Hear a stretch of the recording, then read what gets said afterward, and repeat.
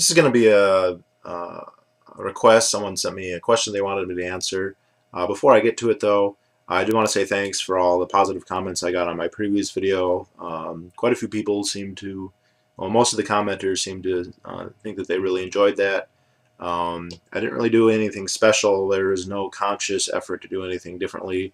I think I just spent the previous night ruminating about how much I don't like liberals and how much of a hypocrites they are. And I got up in the morning and recorded that, and I guess it came through. And a lot of people seem to really enjoy it, so thank you very much. I really do appreciate it when people will sit and watch. That probably was, if not my longest video, it would have been very close. I never go over an hour just because my camera program really doesn't allow it. That one was 57 minutes. And somebody actually commented that they watched it twice, so very flattered. I really do appreciate when people like what I say and are interested enough to watch. You can't get a degree or anything by listening to me. There's no payoff at the end, at least in financial terms or anything. But it really does mean a lot. That I'm not Cassandra here. That there are other people listening. So.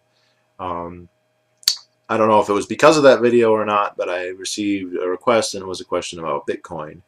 And Bitcoin is definitely the most contentious issue among libertarians, and it's also the one that they're the most interested in. It's by far, people pose questions to libertarians all the time. People pose questions like who will build the roads, and what about the Civil Rights Act, and what about bigotry, and what about warlords.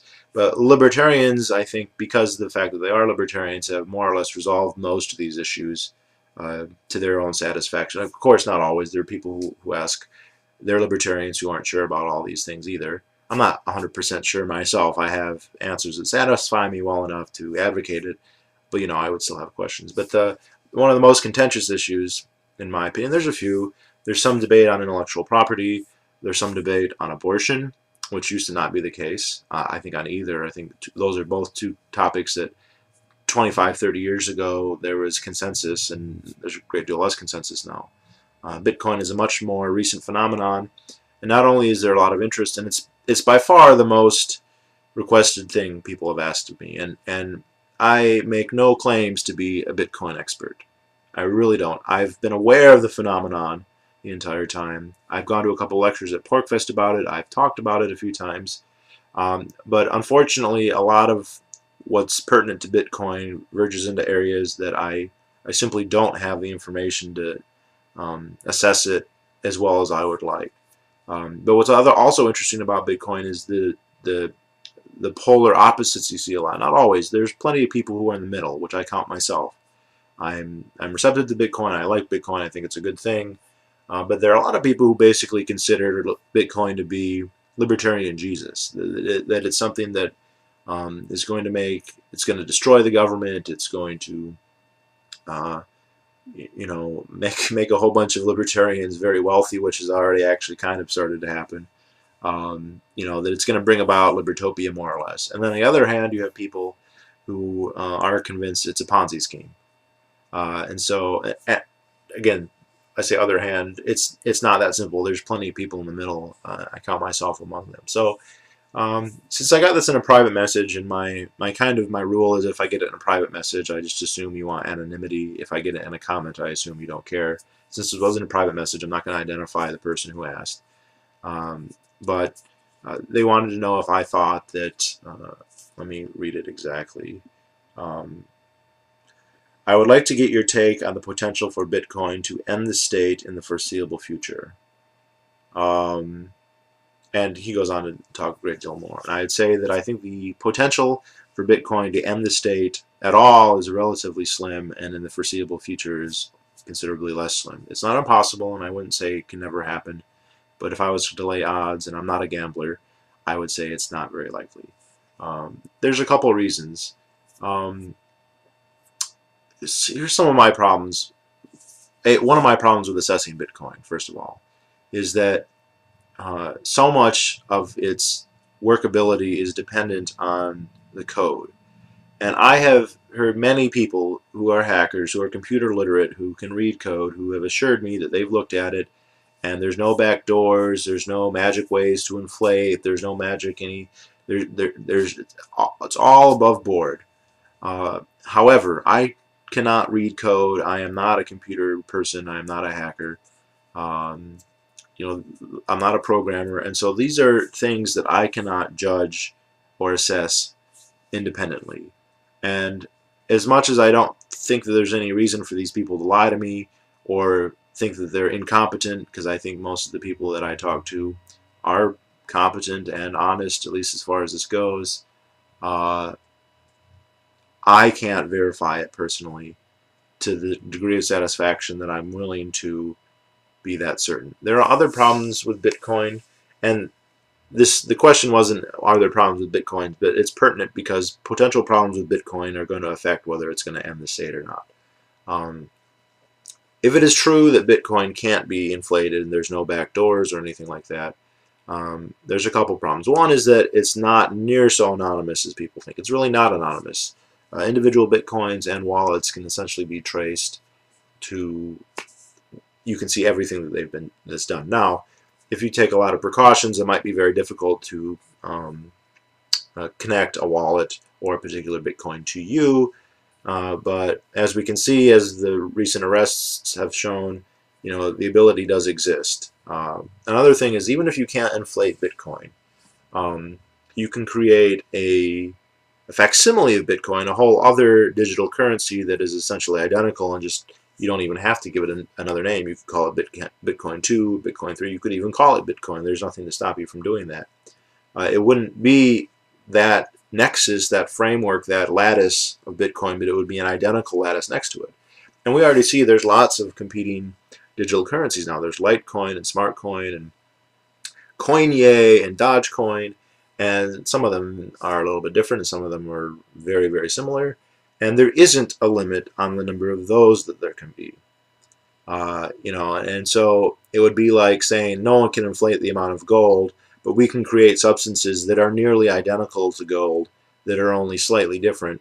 And those, of course, they don't have to be capped at 21 million. You can create a digital currency that goes much higher. Now, then it won't circulate as much, sure, but we could have millions of digital currencies. And even if each one only goes to 21 million, there's another problem I see here, in that at any given moment, a better digital currency could rise up, and at which point, there would be a crash in the value of all the previous ones. And you might say, well, if it's a better digital currency, how is that a bad thing? Sure, it's getting replaced, and so maybe Bitcoin's not good, but a digital currency generally, that would, merit. So say it was actually anonymous, or I don't know how this would be possible, but maybe it would be impossible or very, very difficult to commit fraud or whatever else. It's conceivable this could happen. But the problem is that in 18 months to 2 years after that one, another one could come up, and as technology keeps advancing, without getting into a big debate about the rate of technological change and everything, we could see a scenario where a Bitcoin 2.0 is coming out every couple years or couple months, essentially replacing the, making obsolete the previous digital currencies, and that would be room for speculation, but it wouldn't necessarily be a great place to save.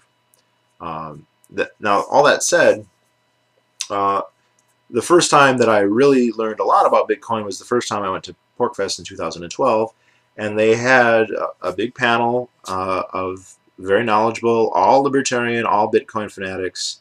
The correlation between the creation and proponents of Bitcoin and libertarianism is quite strong. I think the entire idea has to be attributed to springing from libertarian theory. Of course, from what I understand, Satoshi basically just said he thought it was interesting. He was just doing it for that reason. That's another problem I have, is the anonymous identity of the creator leaves a moniker of doubt in me now. The people who say, well, we read the code, it doesn't matter who he was, we've read the code, there's no backdoors. I can't verify that. But there's this little voice in me that says, who is this person? Are they with the mob, or were they the mob writ large, so to speak?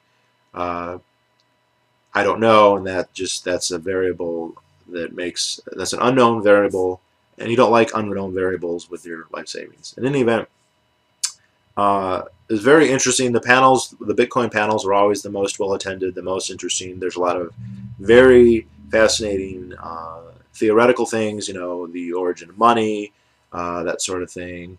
You know, the Misesian and the Mangerian origin of money. Does Bitcoin, you know, prove the regression theorem is wrong?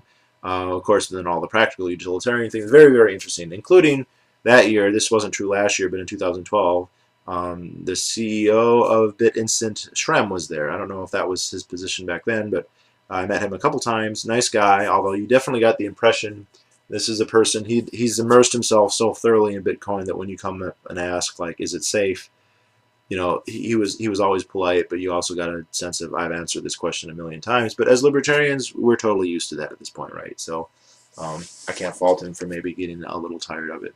Um, yeah, it's interesting. Yeah, when I saw his picture, I didn't recognize the name, but I saw the picture. I'm like, yep, that's him. That's the guy I bought my Bitcoins from 2 years ago. And that is, by the way, the only time I ever purchased Bitcoins was at PorcFest in 2012. And I've just kind of sat on them ever since. And, you know, I'm not using them, so it's not like my riches are giving me anything at this point. But it has been, it's a nice thought just to see it keep going up, I guess. But, I remember thinking very distinctly, because also at PorcFest in 2012 was Boston Tea Party. Now, Boston Tea Party is a very inspirational thinker. He's somebody who's influenced me a great deal. He's written primarily about gun rights, but he's a very strong libertarian. You know, his gun rights books will talk about Rothbard and Ayn Rand and Ron Paul and uh, you know, the gold standard and all that kind of stuff. He was himself a minarchist, but he believes in subscriptive government. So government has no. It kind of gets around the social contract theory by saying there is no right to rule over you unless you voluntarily join, and that there can be competing governments. And so that is kind of on the verge of a de facto, and it's very similar to the Icelandic Gothar system during the Icelandic Free State. Um, Only in modern times. You know, so the idea being, if you like Congressman Ron Paul, you could subscribe to his government, and if you liked Dennis Kucinich, you could subscribe to him and, you know, his set of laws and rules and regulations. Anyway, I don't want to get into a thing. I really love Boston Tea Party, but he's also a big militia advocate. You know, you should become a rifleman. You should train with arms, become a martial artist. You know, become basically a person who's very skilled in the martial arts, and martial arts in the broad sense, not just like karate or whatever, but the use of firearms, survivalism, you know, prepping, all that stuff. And I agree with all that. I think those are good ideas. They're not only are they good exercises and good ways to challenge yourself, they do make you prepared for, you know, all kinds of things, disasters, whatever. And he, as far as I can tell, practices what he preaches. However, I can't help but think that looking at the panel of all these nerds, Shrem and Ira and Voorhees and all these guys, thinking these nerdy hackers in their pink shirts and funny-looking hair are more dangerous to the government than Boston Tea Party's militia movement really ever could be. Now, there's differences. If Boston Tea Party's militia movement, and he's not the head of a militia movement, but if I was just to shorthand his philosophy into that, you know, if 500 people become militiamen in the Boston Tea Party mold, it doesn't matter. Now, if 50 million people did, that would be hugely significant. Now, it's also that much more unlikely. But you look at the Bitcoin people and you think, this right here they're very close to a nerve here. They're hitting the state where it does hurt, but I don't know if they're hitting it square on or hard enough. The state obviously, as we've seen, has methods of fighting back, and they haven't really pulled out the big guns. I think that, you know, they're very slow to react, and I think it's taken them a couple years to even figure out, oh, this is maybe threatening to us. It was obvious to libertarians that it was threatening to the state. Obvious. That was part of the merit. I think the state's been a bit slow, and they've kind of looked at it like, well, maybe it's money laundering for drugs, and I think that's the low end of its potential. But if they really, really were against it, there are more things they could do. They could, for instance, issue very large penalties for uh, uh, commercial venues that accepted it. So, the letter to me said, well, it's already accepted in thousands of brick and mortar stores, which is awesome. But if the government starts saying anybody who accepts Bitcoin is guilty of money laundering or whatever, they could revoke licenses, they could cause arrests, and then the amount that it's going to be accepted would decline. It wouldn't go to zero, but it would decline. The penalties they put on people for using it could decline. Given how much the NSA is putting into cryptography and computer research and all that, the scope and scale of which and the results of which we really don't know. I wouldn't put it past them to having some kind of cyber attack ability that we are either unaware of or underestimating. Again, it is the government, so perhaps their money, much of the money, most of it is going to be wasted. So maybe they don't have any dividends in that area. That wouldn't surprise me too much either, but I just don't know. I think they're only attacking Bitcoin in a very limited way at this point, and they could do so in a much stronger way. And I don't think, we can assume that Bitcoin is like even if you can move your Bitcoins across the world very easily, which is very important, you can't move yourself that easily. So you can send them to a friend of yours in some neutral third country where they're likely to be safe, but can you get there yourself? Not necessarily. Not necessarily. They can still throw you in prison or worse. So the scenario where Bitcoins do replace the state, I don't think that's very likely. The state would have to implode itself, I think, essentially, and that seems unlikely. Kind of my wet dream for Bitcoins is that they become the reserve currency of the world, which they're, slowly actually working up the ladder. They're closer and closer to that all the time. They're not there yet, not by a long shot, but they're getting there. And that is very much in the hands of the government. Well, it's a give and take. It's like a price is always the buyer and the seller.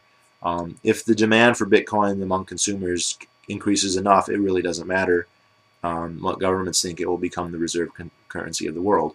The other element of that is if governments ruin their own currencies fast enough or in a big enough way, it would also become the reserve currency from that end. And I think the odds that they will have, say, hyperinflation or very, very, very, very significant inflation, if not necessarily hyperinflation, that ball is in their court. If you look at the obligations that they have and their trends in spending, it seems like that's not all that unlikely. But I remember Robert Higgs once saying, people keep talking about their unfunded liabilities, all the Social Security and Medicare and Medicaid and now Obamacare and all these other programs that they're promising to pay, and people come and say they've unfunded liabilities, and they come up with these gigantic numbers of tens of trillions of dollars, which would be crippling to the currency.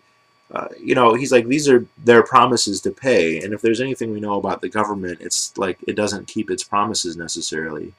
If it ever feels itself to be under the crunch, under threat of losing a currency, it could very easily renege on these promises and just say, you know what, we're not paying your Social Security, we're paying you much less, or Medicare or Medicaid or whatever other things. They can, as the chief executive and the chief, as having a monopoly on legislation and law enforcement and arbitration, at least for matters like this, they're in a position to just change the rules as they see fit. Will they actually do that? That remains to be seen. I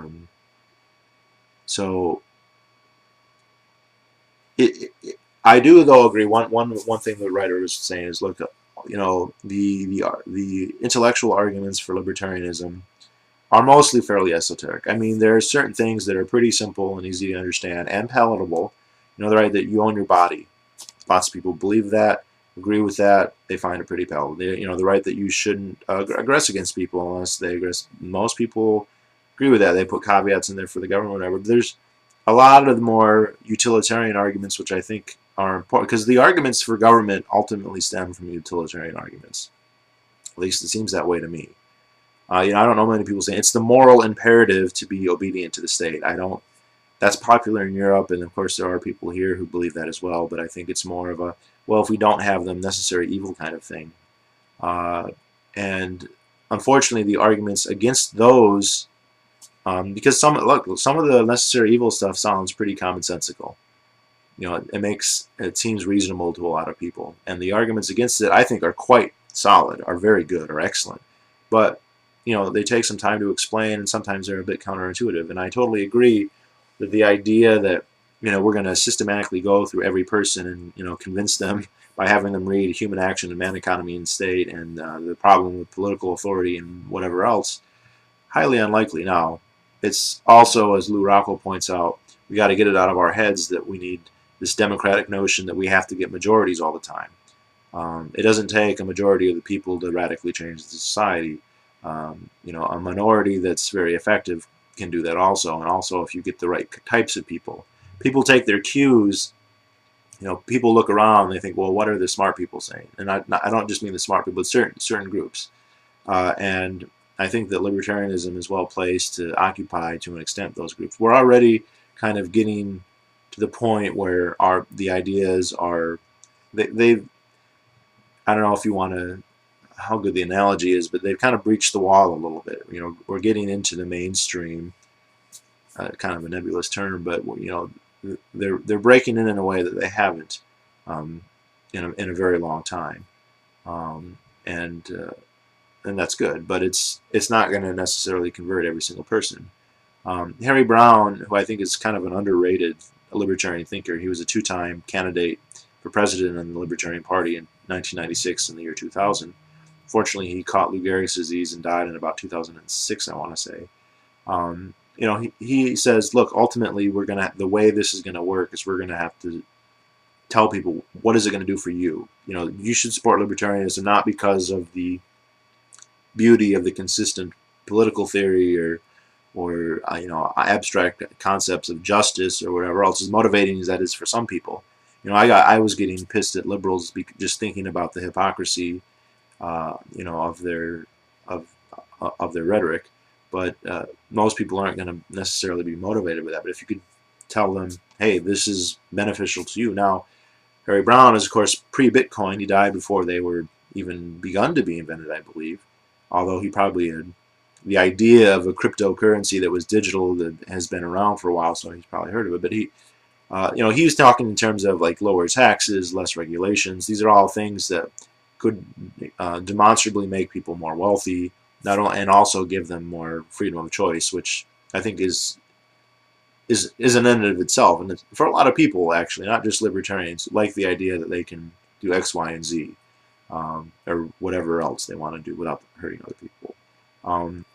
And I think that that's a pretty wise strategy. I think that might be one of the only ways that it's going to get a much wider audience. And I think Bitcoin does have that potential. And the recent phenomenon of the Bitcoin millionaires, or at least the very wealthy Bitcoin owners, it has gotten people really interested. I've just recently been talking to a stockbroker, and he says people call every day and want to know how they can get Bitcoins, and they can't get Bitcoins from him. And this person's not a libertarian at all. He's a stockbroker, thinking very much in those terms. And he's had to learn about it just because so many people are asking. And the reason they're asking is not because they suddenly, read Man, Economy, and State or are curious about the regression theorem. It's because they think that they can make money. And even with the qualms I've put about Bitcoin, the potential exists for it to be a store of wealth, or at least a speculative way to make profits, and that's piquing people's interests. Unfortunately, though, that interest extends to them becoming wealthy. It doesn't extend to them favoring the abolition of the state necessarily. In fact, rather unlikely. There doesn't seem to be any, somebody, this would be kind of like a drug dealer, right? A drug dealer is engaging in black market activity, and we could all laud it forever. He's selling heroin or cocaine or whatever. But that doesn't mean he's thinking in terms of, I'm doing this because I want the government to end. And the middleman distributor isn't thinking in those terms, and of course the user isn't either. And I don't see that as subversive and damaging as Bitcoin is to the government. The fact that people are using it isn't necessarily changing their ideology in a way that makes them want to end the state more or think of it in those terms. Now, if they're making a lot of money with Bitcoin, if it's really serving their purposes really well, it's very hard. There is suddenly a strong incentive to study it more, and it's very hard. No one can start to study Bitcoin and not be slapped in the face with fairly radical, fairly persuasive libertarian ideology. It's just, I feel like it's like libertarianism is like a hydra and Bitcoin is one of the heads. And it just obviously leads back there. And but I don't see how many, like even though that scenario is plausible and it's probably already happened, I don't see how often it would happen. I don't see that it will necessarily happen. So, yeah, I mean, like say you can avoid taxes with Bitcoin. Say somebody wants to commit tax evasion, which awesome, cool. And so they convert all their money to Bitcoin and they avoid their taxes. That doesn't mean they suddenly, I mean, what they've done is they've denied the state some revenue, but they haven't ideologically really changed to become a libertarian, and that's, I think, ultimately what's going to be the most important. Now, if it ever got to the point where the only game in town was Bitcoin and people were not using Federal Reserve notes at all, then there would be kind of a, you're irrelevant, why are you bothering us when we're trying to get by with our lives? That's depending on more or less the complete collapse or the relative collapse of the dollar to the Bitcoin. Which you could say that already happened. Like there was a point when $1 was worth hundreds or thousands of Bitcoins, and now obviously one Bitcoin is worth hundreds of dollars. But it would have to be a collapse like in absolute terms. The absolute market value of Bitcoins would have to rival that, at least significantly, of the absolute market value of all the dollars, and we're not to that point yet. Now, if trends continue, we could get there in a couple of years, maybe. We'll see. If it's not replaced, unless Coinye turns out to be even better than Bitcoin or Litecoin, or we find out that there's a quantum computer at the NSA that can, I don't know, delete all Bitcoins at will or whatever else. That's not, again, I'm not laying odds that's particularly likely, but it's just there's certain areas of uncertainty here, and I like personally in my investment, I can't help but say, okay, there's uncertainty here, so how much I'm not willing to put my life savings now. Had I done that in 2012 or before, I'd be that much happier. But hindsight's 20/20. Lots of things could or could not happen. I'm totally satisfied with the non-digital, inflation-proof savings investments that I've made. For now, anyway. Even though they also entail certain risk. Everything to live is to risk. Like nothing you can do can be certain. If there's ever something that was 100% certain, it would unbalance the entire universe, because I don't think there is such a thing. I think, but here's the other element. Like, I'm not a big advocate of actively like trying to overthrow the government. I think that's misplaced. However, I am an advocate of people insulating themselves as much as possible from it. Don't be on welfare. Don't be in debt. Don't be in the military, for goodness sakes. Have money, have resources, have the ability to have as much autonomy as possible. And Bitcoin obviously plays a role in that, has an important role in that, and so it could anyway. There are other things. It's not the only thing you can use to that end, but it's an arrow in your quiver, and it's a damn impressive arrow, and it's a very interesting one. But I don't know if it's necessarily going to kill smog. Just to start mixing analogies in a crazy way. So I'm glad that I have it. I'm glad that we have Bitcoin. I'm glad that there's competition within Bitcoin. I just don't necessarily think that it's going to kill smog. But if it does, so much the better. So, all right, that's pretty much it.